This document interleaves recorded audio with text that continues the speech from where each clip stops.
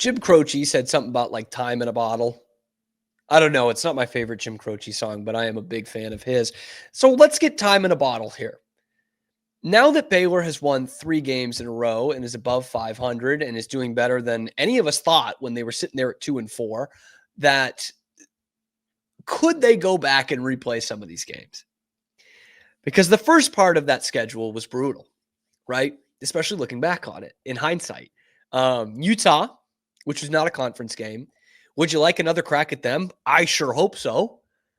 Yeah, even in Salt Lake, Baylor might walk away with that game. They really might. BYU, they had a tough time because that's charged up. That's a rivalry game. Utah doesn't care anything about Baylor. I know they're probably mad at us because they think that we went out and tried to ruin Cam Rising's career, but doubtful. I mean, come on. Yeah, Baylor would do pretty well there. And Utah's still got a strong defense. BYU, is that one you'd like to have back? Because Baylor, if they had a couple more minutes, they might have won that game, but you didn't. It's a 60-minute game. And you didn't play well enough for the first 15 or 30 to win that game. But the way Baylor's offense is clicking now, and that's when it really kind of started to click a little bit in that game. Yeah, I'd love another crack at BYU, especially at home. I'd love that opportunity to knock off such a good team. And in that BYU game, they were coming off, obviously, a gut-wrenching loss. We all remember it. Late September, the place, Boulder, Colorado. And the Bears were that close. That close. If you're listening and not watching on YouTube, that was very close. It comes down to a Hail Mary. That isn't really a Hail Mary. And Colorado sends the game into overtime. They score. Baylor fumble. And a guy who's no longer on the team. And the game's over. Right? It's done. And it's one of the most crushing losses I've ever had as a Baylor fan. And I remember thinking in that game that if the Bears go to like 5 wins, which they're at right now, so they could finish with 5 wins, and you're just short of bowl eligibility, you're going to look back at this game because you're going to have lost to a team that's probably just as good as you. And I would be wrong. Colorado is a good team. And they have legit buzz for the college football playoff. And if they win this conference, they absolutely should be in. But right now, they look like the second best team. And I know what you're saying. Well, they lost to Kansas State, and Kansas State might be the second best team anyway. Sure, yeah. But high-end talent on Colorado has gotten them to this spot. And it's really BYU and them. And this is a team that could really win this Big 12 championship. I was wrong about Colorado.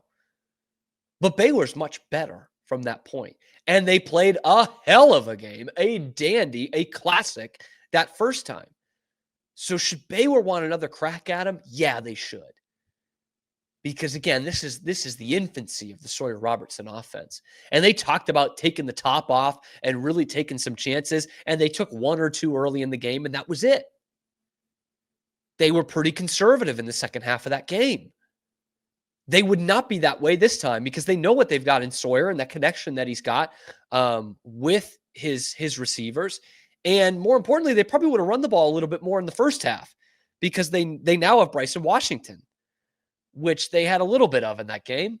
But Bryson Washington, Dawson Pendergrass, and a little bit of Richard Reese. That's your running back stable. They didn't know that was what it was at the time. They didn't know what they had with some of their receivers. They didn't know about the connection they would have with the quarterback. And now all of those things are there.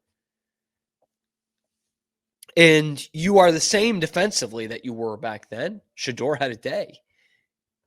But you had that with a confident kicker in Isaiah Hankins, who could have iced that game last time.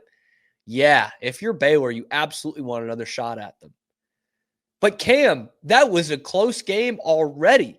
Is there enough for you to say that this Baylor team would actually beat Colorado this time around? I don't know. Because Baylor's gotten better, sure. But so is Colorado. They've developed other receivers outside of Travis Hunter. Their defense is much better than it was in that September game, which I thought Baylor let them off the hook defensively because I thought they could have done more against them, but which I still stand by. But this Colorado defense is better. And obviously, as we knew back then, but have even more reinforcements on now, Shedeur is one of the best quarterbacks in college football. This would be the matchup of, I think, the two best quarterbacks in the Big 12. Sawyer Robertson, Shedeur Sanders. We knew about one of those guys coming into that game. We didn't know Sawyer was going to be this good. But yes, if those two face right now, that would be the two best quarterbacks in the conference. And Colorado has developed as a team more outside of those two guys, Shedeur and Travis. Colorado is a better team than Baylor. I don't know if it's by very much, which is going to sound weird for a team that's only lost 2 games versus a team that's lost 4, and one's in the rankings and one's not really close. But I think the way they stand right now, they're pretty evenly matched, which is what they were back in September. But one team really took off after that, and one team sputtered for a couple more weeks and then took off. So can I sit here and tell you that if they played tomorrow on a neutral field, that Baylor's absolutely going to walk the dog with them?